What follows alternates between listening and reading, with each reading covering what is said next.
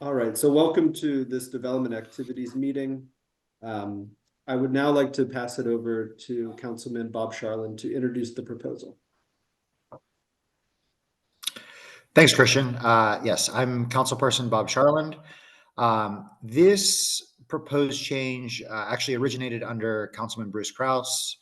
But again, I'm supportive of this and would like to continue this change.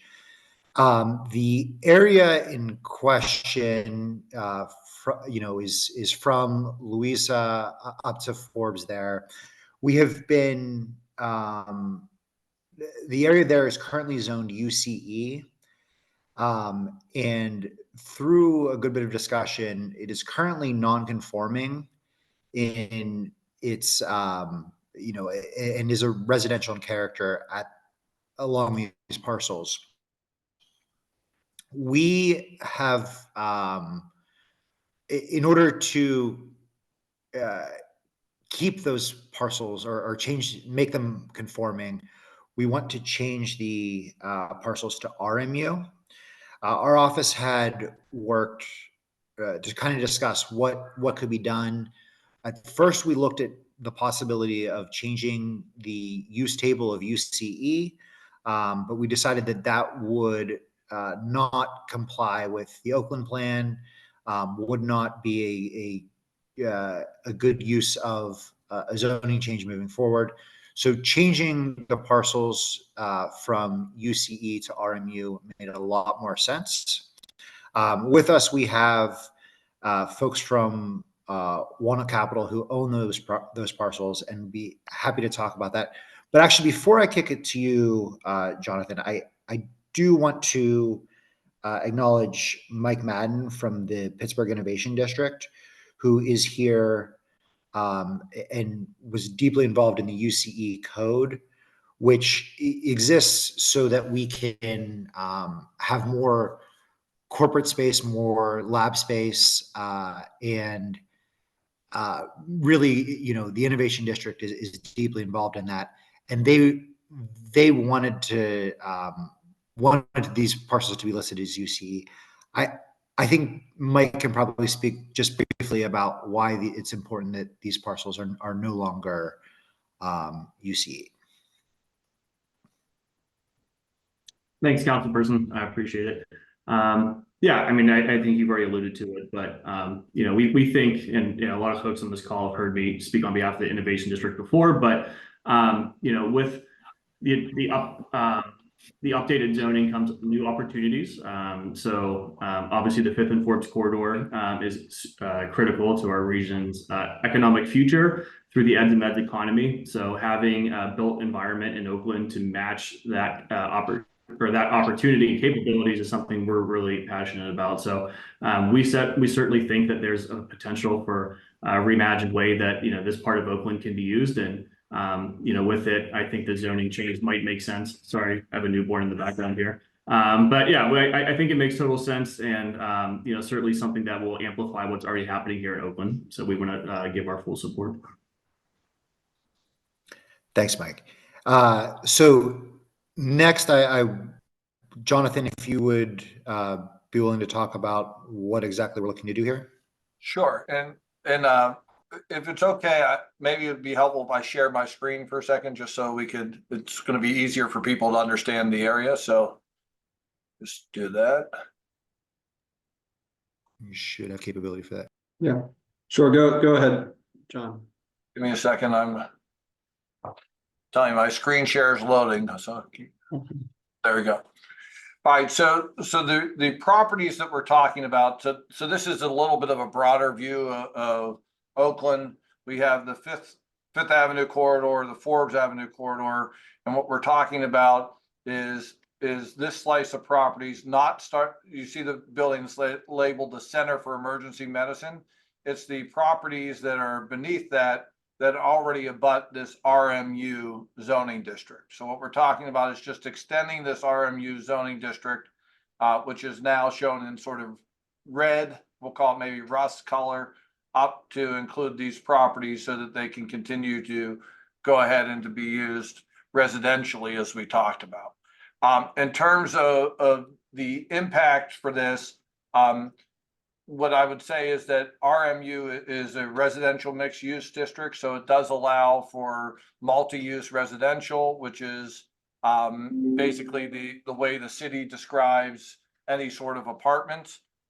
We haven't quite figured out what we're doing yet for the first floor, but it will be a mix of you know, residential and perhaps some retail or some programming. We don't know yet, but this was really the first step in allowing these pieces, which are what the used to hold the old UJF property and now holds essentially residential units to be continued to be used residentially. As far as impacts, there aren't any, because the height map is sort of separately controlled for this district, so we don't necessarily get to be any taller by going RMU. In fact, the way the point systems work out, we can be, you know, essentially the same way that we were before when it was UCE. In terms of the other standards that exist, we still have to do 10% affordability in this district, regardless of what we do for multi-unit residential. So there will be an affordable component that's also located on the piece under the current zoning. And, you know, we're still very much in the conceptual development phase for what this building is going to look like and how many units it's going to be. But this is the first step. We didn't want to get super deep into that until we knew we could actually build what we needed to build. And UCE is really, you know, employment district based. That's what the E stands for, is employment. And, you know, I think part of the areas below Forbes Street sort of got put into that district, but we think that highest and best use for these parcels is still residential or residential mixed use as we have it, not necessarily employment. And that's why, you know, we have been working with Councilman Charland and Councilman Kraus beforehand to try and imagine what we can do to bring these properties closer to where we think they need to be. So at this point, I'm happy to stop and take questions or, you know, work through whatever else needs to be worked through. I can stop my share. Great. Thank you, John.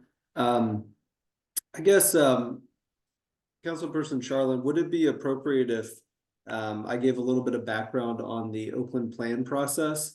And then I also have a zoning development review staff, Joe Fraker as well, to provide some more context on the zoning. Should we go into that, or should we just open up to questions and then we can provide context as we go?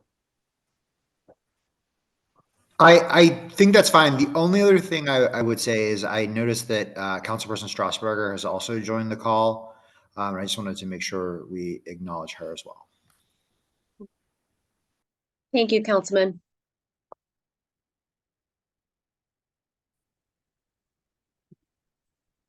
Okay, so I'll just give a little bit of background on the Oakland plan, which kind of informs some of this this newer zoning, and then I'll pass it over to my colleague in zoning, and then we'll open up to questions. So I'll go ahead and quickly share my screen here.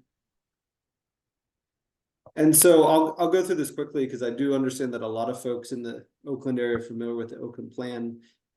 This was a official neighborhood plan led by Department of City Planning, but really driven by an extensive network of stakeholders. It was really a broad array, including the institutions, community-based groups, small businesses, et cetera, et cetera. And so it is a 10-year vision for the neighborhood.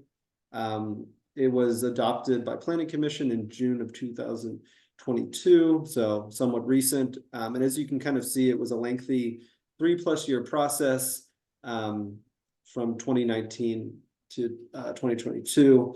And it did follow the city planning's neighborhood plan guide, which is kind of a template and structure for how official neighborhood plans are conducted. And so among many elements, including a vision and goals and policies, one element did specifically address land use. And so what we see here, this was a program of the plan, the land use strategy. And essentially this is the future vision for future development throughout the neighborhood. And this came out of extensive engagement from, steering committee, as well as a thorough public process. And so, we were able with the community to think through what do we see the future in terms of the development of land. And so this is kind of a geographic expression of some of the goals of the plan that we see. And so if we zoom on in here, these are kind of those uses that informed a lot of the zoning. So for example, right here, we see the Innovation District. This kind of centers along the 5th and Forbes corridor. There's a lot of commercial, non-residential uses. This land use typology innovation is what became the Urban Center Employment District, which we've been referencing here. And then as you can see, as we go a bit further south, some of the land uses are more residential, higher density residential. This somewhat aligns with the residential mixed use district. And so land use is kind of a little higher level, more conceptual, and then it directly informs some of the rezonings that happened. And so the urban center employment and the urban center mixed use districts were officially enacted in February of 2023, but they started to be developed as early as March of 2022 as the Oakland plan was being finalized. So essentially these kind of went in tandem, land use plan and then the zoning. And so I'll quickly just touch on some of the rationale, and I think some of us in the call have already spoke to this, but this innovation district is really to support the innovation economy as well as employment uses. So specifically looking at some of the highlights of the Oakland economy, so like life sciences, healthcare, and other type technology sectors. And so this is really to promote some of those uses in this area to build off of the existing character. And so some of this does involve limiting residential, and that's one of the reasons why I think we're here, is in order to consider changing it back to a residential. And as you can see, this district does kind of extend from the 5th Forbes corridor into what is, typically or historically, the character has been residential. And so I think just what was the rationale for that? Through the plan, there was a site tour of kind of the 5th Forbes corridor, and stakeholders identified that we need to make sure we preserve space for some of these employment uses, specifically large lab spaces. And there had been some residential developments along 5th and Forbes, and the thinking was, well, if those continue to occupy space, we need to make sure we provide space for employment and commercial uses. And so that's really what informed why the district, this innovation district, kind of extended into the residential to allow for future redevelopment in a commercial use. But I think this is the thinking at the time when the plan was adopted, and we're certainly here to hear why maybe there should be a shift in that. And that's definitely why we're here. We're happy to have that conversation and adjust things as needed. Just as a note, as this rezoning goes forward, the Planning Commission will also look to amend this zoning, this future land use map here, just so that everything is in alignment. So as the zoning would be amended, the plan itself would be amended to reflect that. And then just very quickly, you can also see how the land use strategy talks about the character of this residential zone, which represents the current zoning. So, so yeah, hopefully that just gives everyone a bit of an overview of how the planning informed this and why the zoning is the way it is. I think with that, I'll quickly pass it off to my colleague Joe Fraker if you'd like to provide any more details on specifically the zoning. You're happy to do so now.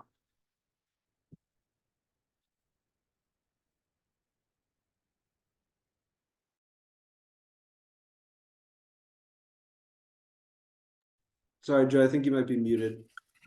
Yep, there we go. Are you seeing the slideshow? Yes. Okay.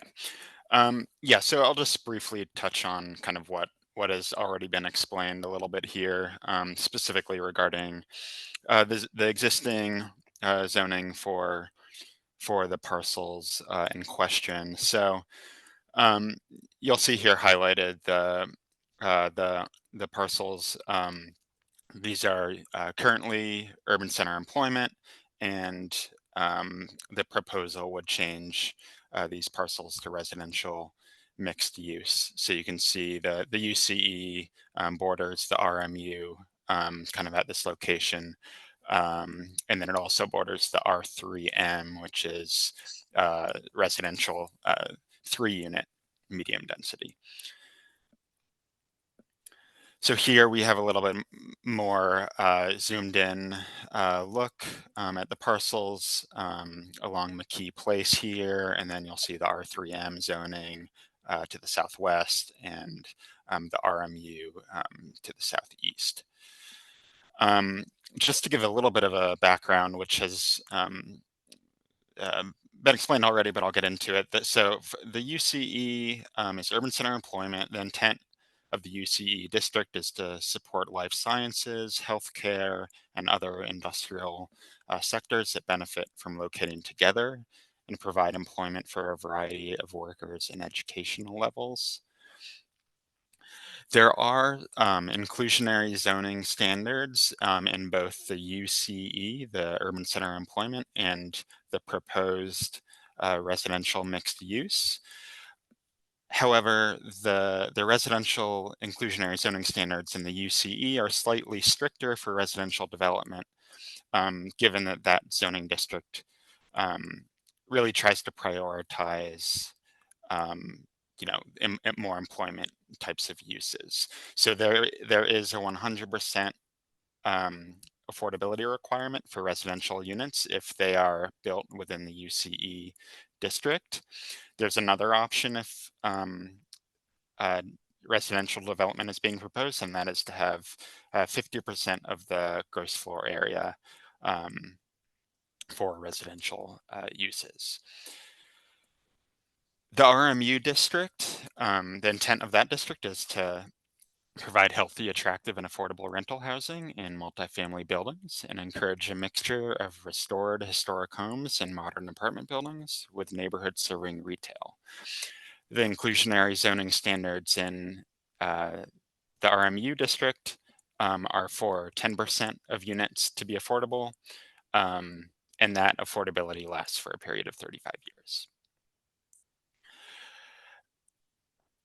This was briefly touched on earlier, but I think it's important to note that the height requirements will not be affected by the zone change. You're looking at a 120-foot height limitation. That would be the maximum allowed if the developer met certain criteria. There are some residential compatibility requirements. We actually removed the residential compatibility requirements for UCE and RMU, but there would be a 20-foot buffer along that kind of the rear of the properties that border R3M. So that's just something to note, but that would not be affected by this zone change. And just to give kind of a general depiction of what that would look like, there would be a step back here in the building form. But again, that's not exactly applicable to this. With that, I think that's all I need to go through here. We do have more information on our inclusionary zoning standards if you'd like me to get into that. But I think for now, if we turn it over to the applicant or back to you, Christian, that would be great. Yeah, no, thank you, Joe. I appreciate that. So yeah, thank you for allowing us to just provide a little bit more context about the Oakland plan as well as the zoning. I think at this point, Councilperson Charland, if you'd like to say any other final remarks before we go into the question and answer. No, I think I'm ready to talk about it. So thank you. Okay. Great, sounds good. Okay, so we'll kind of walk through some of the questions as they came in. In the order, we do have a few from the question and answer. So I'll go ahead and read these out, but you can also pull up the question and answer to read them. So first question we have from Elena Zaitsoff, and it is, why just these 6 Walnut Capital owned parcels? If the rationale is that UCE makes them non-conforming, since they are largely residential now, then why aren't similar parcels which Oakland Plan rezoned on Myron, Simple, and Atwood being considered as well? Also some properties on Craft Avenue. So I think the gist of that is why just these 6 parcels and not other parcels being considered for rezoning.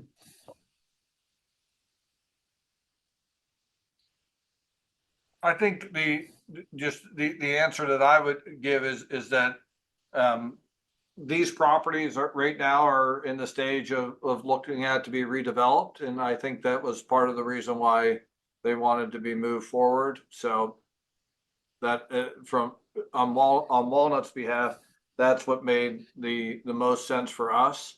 And then the other thing I would say is this zoning district that's being proposed, to answer the next question that I see in the chat, Christian, is attached to the RMU, existing RMU district. So there's no spot zoning here. When you have a zoning district that's attached to, in fact, another zoning district, it is the exact opposite of spot zoning. So from that standpoint, and by the way, it's typical in the city where you'll have, zoning districts that sort of match the land use. So it's not spot zoning. And I think the reason for it now is, again, that this one was moving forward, for redevelopment purposes. And I think the others are what their future is unknown at this point. So. Thank you. And yeah, I think John was getting at the second question, which was, the process of why, city council would be proposing an amendment to the zoning. And so thank you for that context. We will now move to a question that came up in the chat. This is from Mark Alinizik, and it is, wow, I'm glad to see official acknowledgement that city planning in the Oakland plan was flawed, but this process of spot zoning was with very little residential input into the redesign is arguably worse.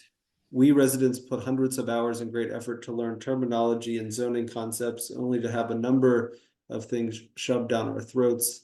Now here it comes again. The map clearly shows other lots where there are houses rezoned as UCE that should remain less intensive use, should have remained less intensive uses. So I'll let you all respond to that.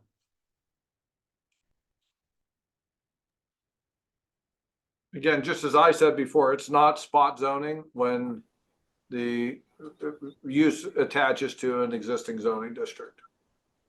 And again, I think it's the same answer as before, which is, I think things are moving to be changed as things are looked at to redevelop.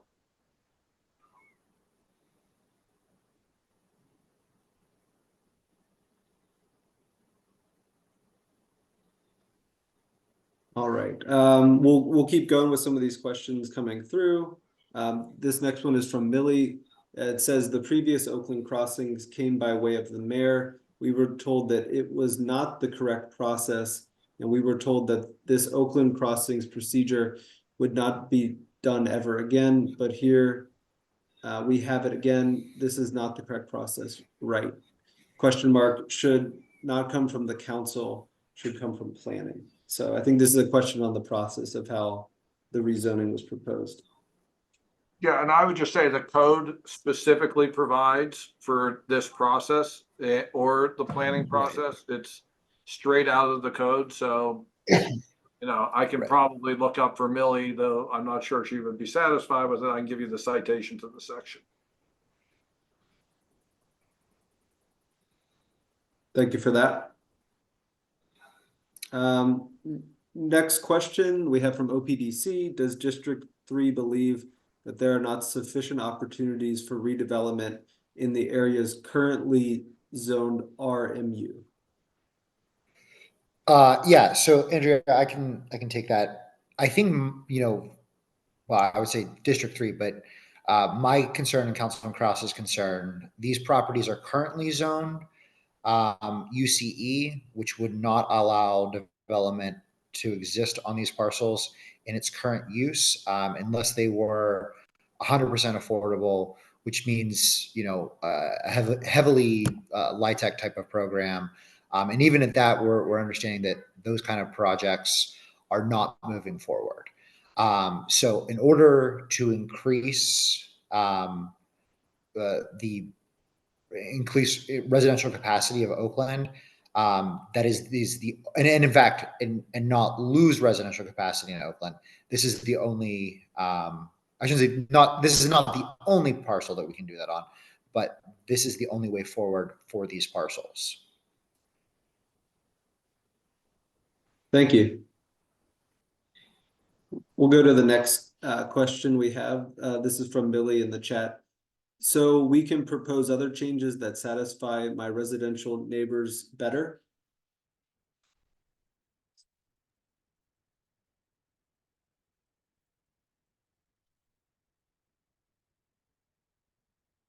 I mean, I guess I can answer that, Millie. We can propose anything. I'm not sure what changes we'd like to propose, but we can always, that is how the process works. And, we can always submit things to the planning commission. But for these parcels, I think it is, my belief that this is the best use of the process here. Thank you. Another question from OPDC. So to clarify, the councilperson believes it's not possible to develop these sites within the constraints of the UCE zoning. What are the obstacles? Yeah, Andrea, it is not possible to develop these parcels as residential within the constraints of UCE.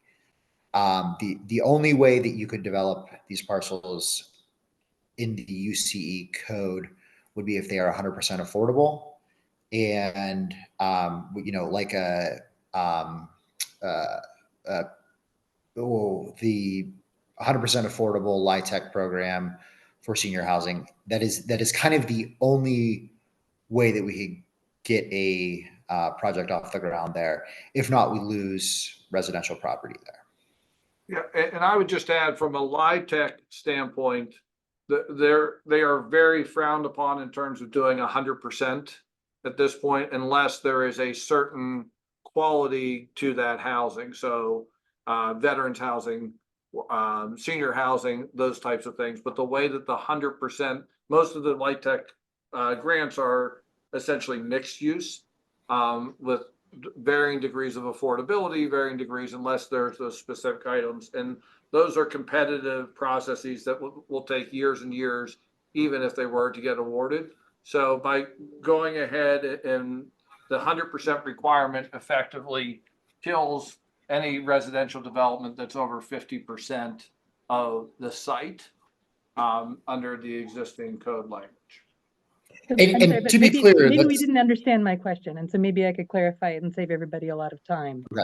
I'm asking whether or not it isn't possible to develop the sites within the constraints that are imposed by the existing zoning, which is to say, are you saying that a commercial purpose or a mixed use purpose where residential is less than 50% of the area of the building, that is not possible? There is in fact actually no path to that kind of development. Is that what we're saying? What I think what we're saying is right now what the market would tell us is that unless there's no market for life science or office, which is what the UCE proposes. So then if there's no, I mean, you just have to read the papers to know that there's no market for that right now. It's such a pity that I don't read the papers.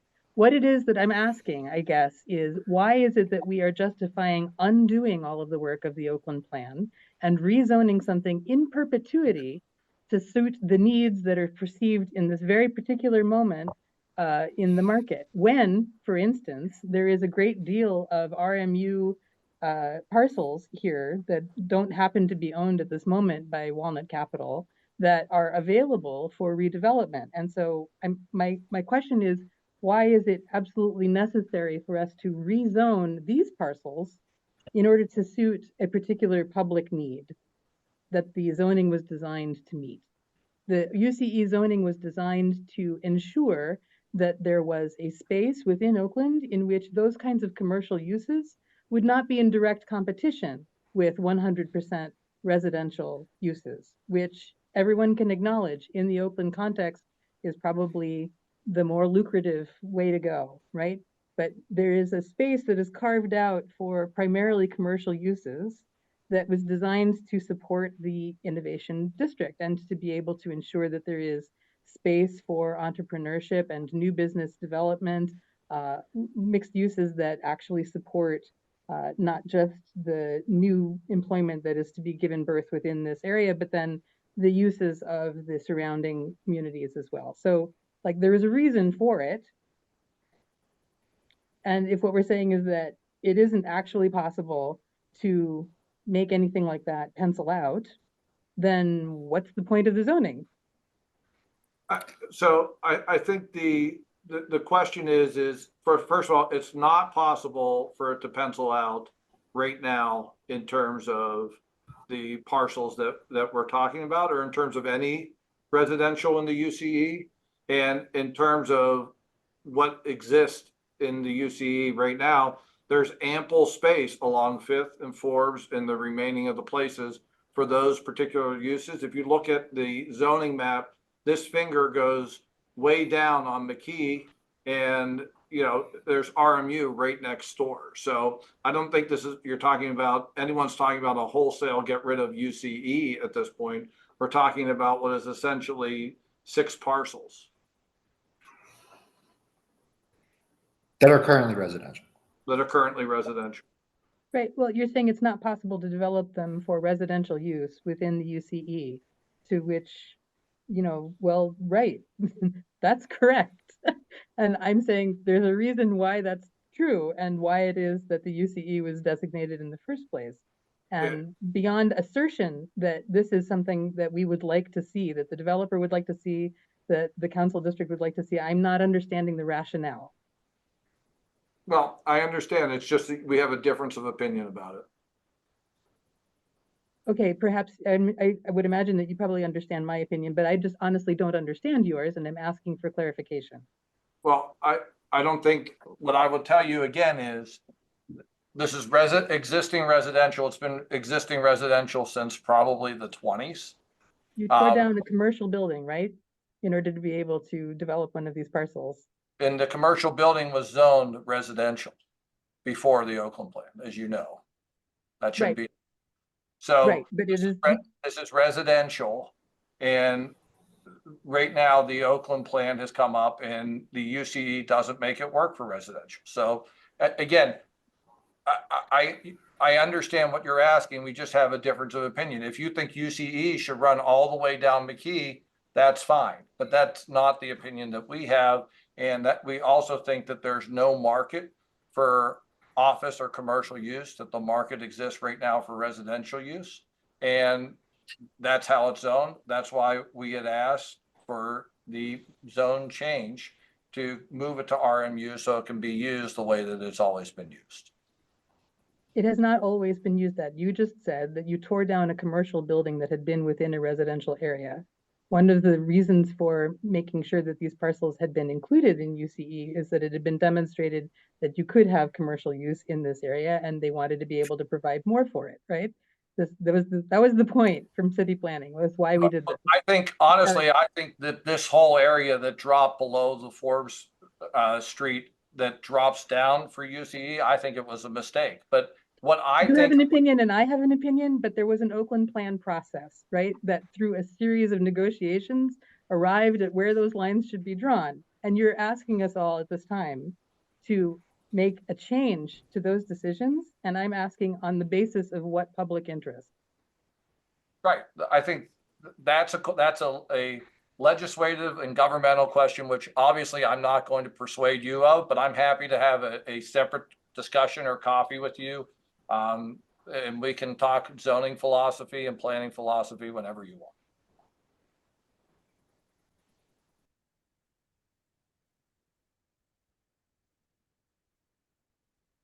All right. We'll move on to some of the other questions we have coming in. One question from Millie had to do with, can we ask for the affordable housing to be more than the defined percentage, last longer than 35 years? I will say that that's not, this would not be proposing to change the zoning. It would just be reapplying the zone. So that would not be applicable at this time. The next question is from Mark. Again, pointing out that market forces drove the lab office on Halkett in the extension of what was OPR to UCE. And this was supposed to be a 10-year plan that fell apart almost immediately. Walnut Capital owns the rest of that side of McKee. So I think it's just a comment, unless anybody would like to speak to that. Another comment from Millie, Walnut had the rest of McKee to develop, right? Why change one area when they have lots of other property to develop?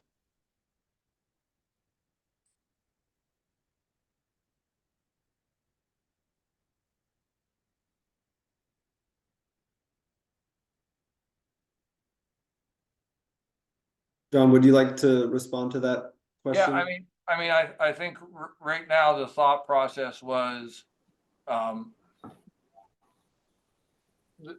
yes, there are other areas that Walnut owns along McKee and elsewhere in Oakland, but I think right now the thought was we wanted to go ahead and focus on this particular area.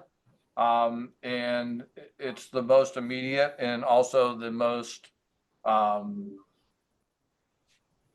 relevant for us to essentially go ahead and start. We're looking to upgrade the housing stock in this neighborhood, in this particular area, and this seems like the best place for us to start and do it. Thank you. All right, I think we have another question from the Q&A. This is from Elena Zaitzoff. Since this ignores the public process that got the rezoning in the Oakland plan, what is the public process from this point forward?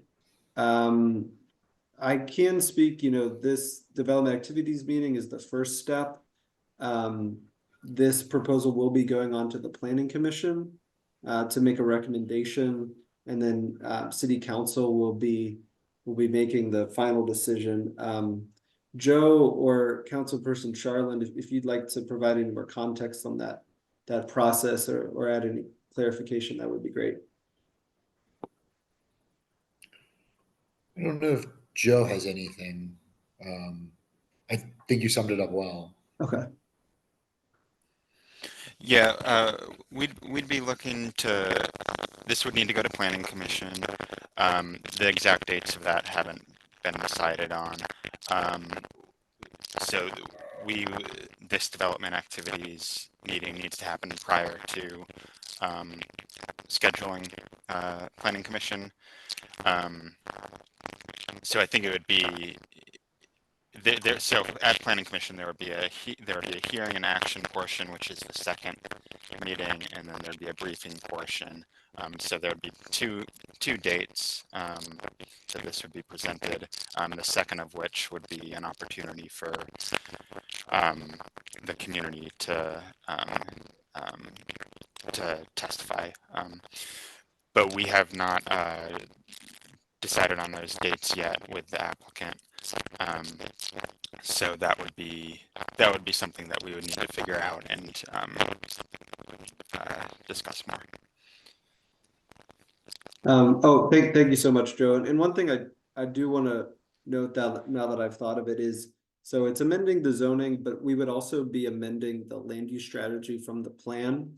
The neighborhood plan guide, which is our guide is city planning for how we interact with neighborhood plans, is the land use strategy is a program of the plan, and so planning commission would review and approve amending the land use map that we saw.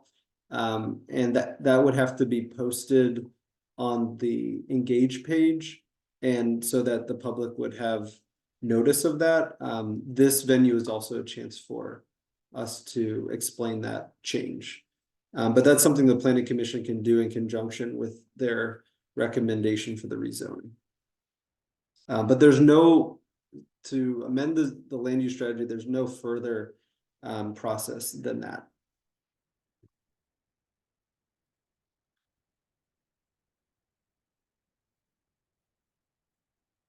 And reading from Elena's next comment, she requests that everyone in the meeting gets timely notification of the planning commission dates from the Councilman Charlin's office.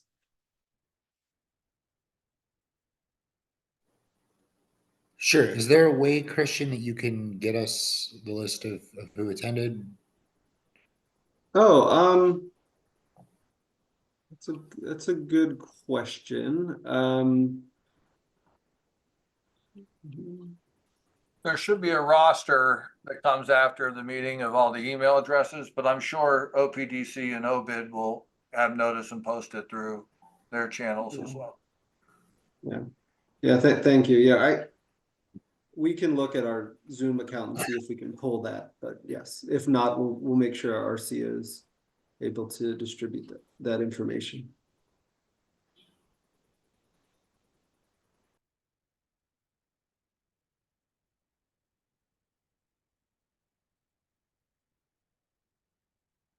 Just a final comment from Millie, just I think expressing some displeasure with the Oakland plan process.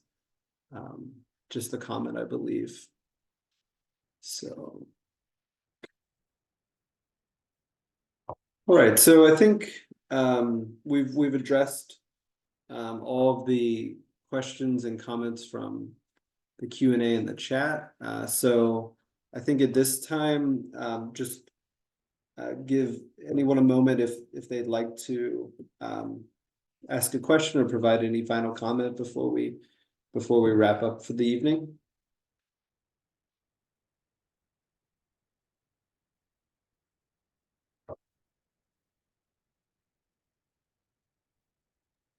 All right, and so I think with that, I'll pass it back over to Councilperson Charlin, just if you'd like to make any closing remarks. No, I just want to thank everyone for for the discussion, and look forward to working through this with everyone. So thank you so much, Christian and City Planning, for moderating, and for the RCOs for being a host here. All right, great, thank you. Thank you all for coming. I appreciate the engagement, and hope you all have a great evening. Thank you.